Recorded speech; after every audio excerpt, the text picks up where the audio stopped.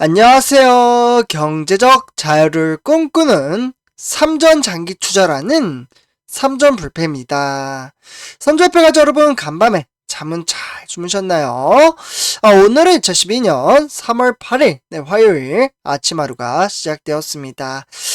우리 삼전불패 가족분들 여느 때와 다름없이 우리 삼전불패 가족분들에게 아침부터 삼성전자 소식으로 아침 인사 드립니다. 그래서 이제 아마 이제 요즘 들어 이제 증시가 좀 이제 흐름세가 좋지 못하다 보니 좀 이제 개장이 되지 않았으면 하는 분들도 좀 계실 거라고 생각이 듭니다. 그래서 이제 아무래도 요 근래 들어 이제 지속적인 러시아와 그리고 바로 이제 우크라이나 간의 이제 지정학적 리스크가 상당히 강하게 나타남에 따라 그와 더불어 이제 전쟁 사태가 이제 긴장감 고조와 그리고 세계 경제 시황을 좋지 못하게 만들고 있습니다. 그러한 여파가 현재 우리나라 코스피뿐만 아니라 바로 우리가 투자하고 있는 바로 삼성전자에도 고스란히 이제 녹여들고 있는데요. 그러다 보니 이제 오늘 주식시장은 좀 개장이 되지 않았으면 하는 분들도 계실 거라고 생각이 듭니다. 아무래도 이제 개장을 하면은 이제 주가가 지속적으로 좀 이제 폭락장으로 이어지다 보니 그러한 마음이 드실 거라고 생각이 드는데요. 하지만 제가 항상 이제 말씀을 드리지만 이러한 이제 지정학적 리스크는 우리가 투자하는 기간에 비해서는 정말 단기적인 부분이라고 말씀을 드릴 수가 있겠습니다. 일단은 이제 전쟁 사태가 언제 끝날지는 모르겠지만 결국에는 이제 결론적으로 봤을 때 이 전쟁 사태는 끝을 보게 됩니다. 네, 그렇기 때문에 끝을 보게 되면 그렇게 되면 주가는 또다시 회복세를 일으킨다라고 말씀을 드리고요. 그렇기 때문에 단락의 주가에 흔들릴 필요 전혀 없다라는 거죠. 오히려 이렇게 주가가 이제 하방으로 이끌어 나갔을 때는 오히려 이제 추가 매수를 함으로써 주식 수를 늘려 나갈 수 있는 정말 절호의 기회라고 말씀을 드릴 수가 있겠습니다. 그러니까 한 주를 사더라도 조금 더 싸게 살 수 있다라는 거죠. 그래서 저도 이제 어제 이제 주식 수를 늘려나감에 따라 이제 네이버 카페, 그러니까 저도 이제 추가 매수를 좀 했어요. 그래서 이제 네이버 카페에다가 이제 매수한 부분을 좀 인증을 해 드렸고요. 사실 주가가 이제 폭락장으로 이어지면 주식 수를 늘려나간다라는 게 여간 좀 쉽지는 않으실 거라고 생각이 듭니다. 왜냐면 주가가 빠지고 있는데 이걸 어떻게 매수를 하지? 이런 이제 생각이 들 텐데요. 왜냐면 또 매수를 하면 또 떨어지잖아요. 그것을 이제 좀 고려를 하기 때문에 선뜻 매수를 못 하시는 분들도 계실 거라고 생각이 듭니다. 그래서 제가 항상 말씀드리는 게 적립식 방식으로 꾸준히 이제 한 달 벌어 그 돈을 절약을 함으로써 여기다가 이제 주식 투자하고 그 다음 달에 또 주가가 빠지면은 또 다시 투자를 하는 겁니다. 이 방법이 바로 코스트 에버리지 효과라고 말씀을 드릴 수가 있겠고요. 실제로 전문 투자자분들도 많이 사용하는 기법이라고 말씀을 드릴 수가 있겠습니다. 그렇기 때문에 일단은 선전패점들 현재 증시를 그렇게 써 나쁘게 볼 필요가 없고요. 오히려 주식수를 늘려나갈 수 있는 긍정적인 마인드를 가지셨으면 좋겠습니다. 그래서 이와 더불어 이제 분위기 반전을 좀 하고자 이제 삼성전자 좋은 소식 한 가지 전해드리도록 하겠습니다. 선제패 가족분들 전혀 낙담할 필요 없다라는 말씀 한 번 더 좀 드리고요. 그래서 일단은 본론으로 들어가기 앞서 구독과 좋아요 한 번씩 부탁드리고요. 그리고 댓글로 간단한 출첵 또는 간단한 코멘트를 작성해 주신다면 저에게는 정말 큰 힘이 됩니다. 일단 선수표 여러분들 미래의 주가는 그 누구도 맞출 수는 없지만 일단 전망치만 그냥 참고 정도로만 받아보시면 좋을 것 같습니다. 이렇게 좋은 소식이 나오더라도 현재 이제 러시아와 우크라이나 간의 지정학적 리스크가 끝나지 않는다면 주가는 하방으로 이끌 수밖에 없다라고 볼 수가 있겠죠. 하지만 내부적으로 봤을 때는 썩 나쁜 편이 아니다. 오히려 훨씬 좋다라고 볼 수가 있겠는데요. 화면에 보시다시피 DDR5 디램으로부터 2분기에 대한 부분에 있어 반등을 노릴 수 있을까라는 좀 이야기가 나왔습니다. 그러니까 이제 반도체 하면은 딱 기억이 나는 우리나라 기업 두 군데가 딱 있죠. 바로 많은 분들이 아시다시피 우리가 투자하고 있는 삼성전자.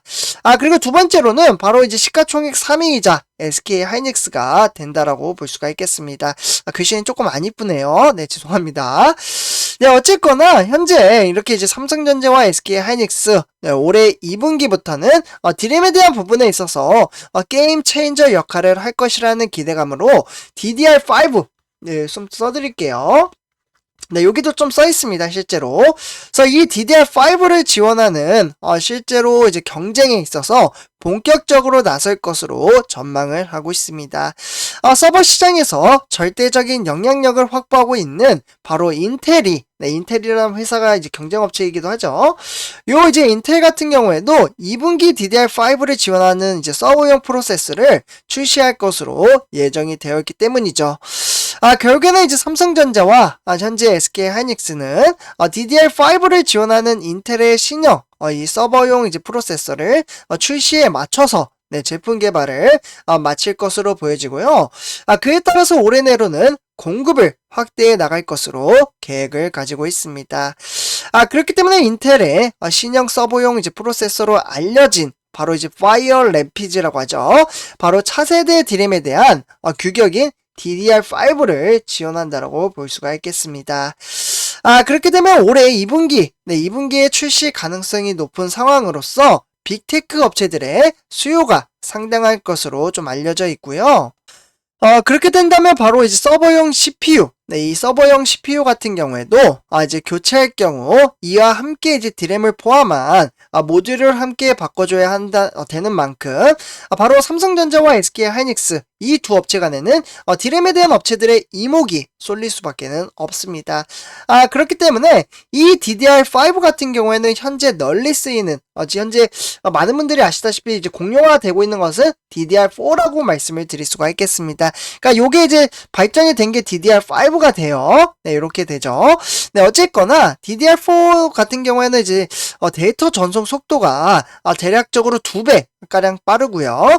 전력 효율 또한 30%가량 현재 개선됐다라는 게 특징이라고 볼 수가 있겠습니다. 그러니까 훨씬 더 메리트가 훨씬 특징적으로 좀 개발이 됐다 이렇게 좀 말씀을 드릴 수가 있겠어요. 그렇기 때문에 일단 이제 DDR4의 데이터 전송 속도는 1600Mbps에서 3200Mbps로 현재 이제 DDR5 제품은 3200 이제 메가bp에서 8400Mbps 수준으로 월등하게 성능을 자랑한다라고 볼 수가 있겠고, 그에 따라서 기존의 DDR4 대비 20%에서 30%가량 높을 것으로 보여지고 있습니다. 그에 따라서 이제 디램에 대한 제조사의 수익성도 현재 긍정적으로 작용을 한다라는 게 상당히 큰 메리트라고 볼 수가 있겠죠.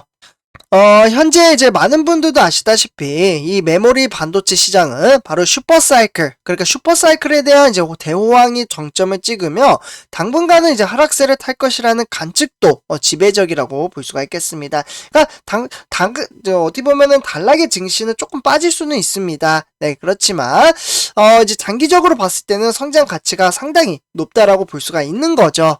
그래서 실제로 이제 신종 코로나 이제 바이러스 감염증 그리고 이와 더불어 이제 원격 수업과 언택트 트렌드에 현재 이제 폭발적으로 늘어났던 디램에 대한 수요가 다시금 줄어들면서 공급 과잉 상태가 빠졌다라는 분석이 나오고 있습니다.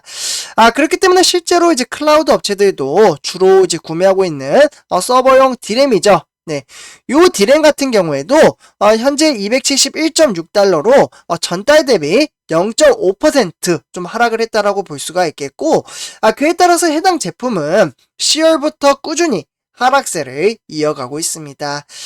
특히 인텔이 이제 서버 시장에서 막강한 영향력을 확보하고 있다라는 점에서는 최신의 프로세서에 DDR5 지원은 삼성전자와 그리고 SK하이닉스에도 호재일 수밖에는 없습니다.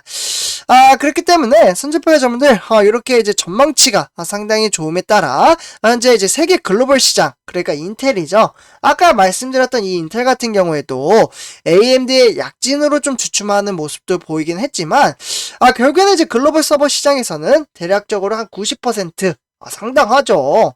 이 90% 정도의 점유율을 유지하고 있다라고 보시면 좋을 것 같습니다.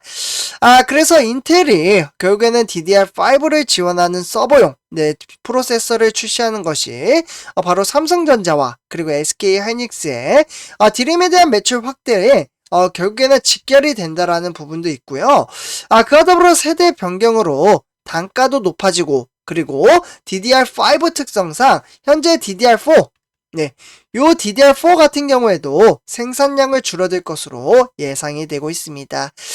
그렇게 되면 결국에는 수요와 공급에 대한 균형을 맞추는데도 도움이 될 것으로 보여지고요. 이는 새로운 서버용 CPU를 좀 이제 출시를 될 때마다 수요도 높은 만큼 바로 이 DDR5죠. 결국에는 이 DDR5에 대한 특성상 상당히 매출을 높일 수 있다라는 장점이 있다라고 볼 수가 있겠습니다. 그래서 선제표점들 우리는 이러한 이제 성장 가치를 믿고 장기 투자를 한다라고 말씀을 드리고요. 비록 현재 이제 러시아와 우크라이나 간의 지정학적 리스크가 상당히 큼에 따라 약간은 좀 빠질 수는 있습니다. 지속적으로 빠지더라도 오히려 이제 주가의 하락은 매수의 기회이지 공포심으로 인해서 팔아치우면 안 된다라고 말씀을 드리면서 이번 영상 마치도록 하겠습니다. 네, 그러면 선제표 여러분들 제 영상이 도움이 되셨다면 구독과 좋아요 한 번씩 부탁드리고요. 그리고 댓글로 간단하게 이제 댓글 또는 간단한 코멘트를 작성해 주신다면 저에게는 정말 큰 힘이 됩니다. 그래서 이렇게 말씀을 드리면서 이번 영상 마치도록 하겠습니다. 네, 감사합니다.